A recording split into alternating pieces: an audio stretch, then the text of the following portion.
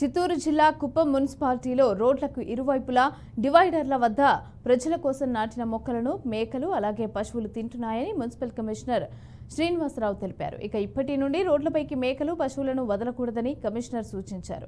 ఎవరైనా మేకలు పశువులను రోడ్లపైన వదిలితే చట్ట ప్రకారం చర్యలు తీసుకుంటామని హెచ్చరించారు. కుప్పం అభివృద్ధికి ప్రజలందరూ కూడా సహకరించాలని ఆయన విజ్ఞప్తి చేశారు.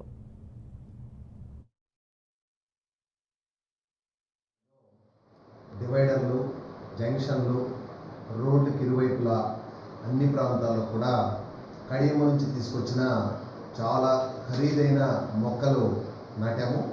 ఈ మొక్కలు నాటిన తర్వాత ప్రజలందరూ కూడా నా దృష్టికి తీసుకొచ్చింది ఏంటంటే, ఈ యొక్క పురపాలక సంఘ పరిధిలో అనాథరైజ్డ్గా మేకలు, పశువులు, ఆవులు యజమానులు కాపలా కాయకుండా వదిలివేస్తున్నారు. ఇవన్నీ కూడా ఏదైతే ఈ డివైడర్ల మీద జంక్షన్లో చెట్లు నాటామో అవి కొంచెం ఇబ్బందికరంగా ప్రవర్తిస్తున్నాయి.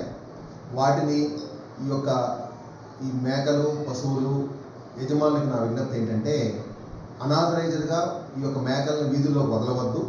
మీరు వాటిని జాగ్రత్తగా కాపలా కాల్చుకొని పురపాలక సంఘ పరిధి దాటిన తర్వాత ఎక్కడైనా ఫారెస్ట్కి కానీ పొలాలకు కానీ తీసుకెళ్ళి మేపుకోవాలి. అలా వదిలి ప్రజల్ని ఇబ్బంది పెట్టకూడదు.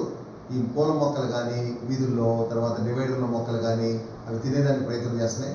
దయచేసి నా యొక్క విజ్ఞప్తి, మరొకసారి ఇది రిపీట్ అయితే ఆ యొక్క జంతువుల యజమానులపై చర్యలు తీసుకుంటాము. కుప్పం పురపాలక సంఘ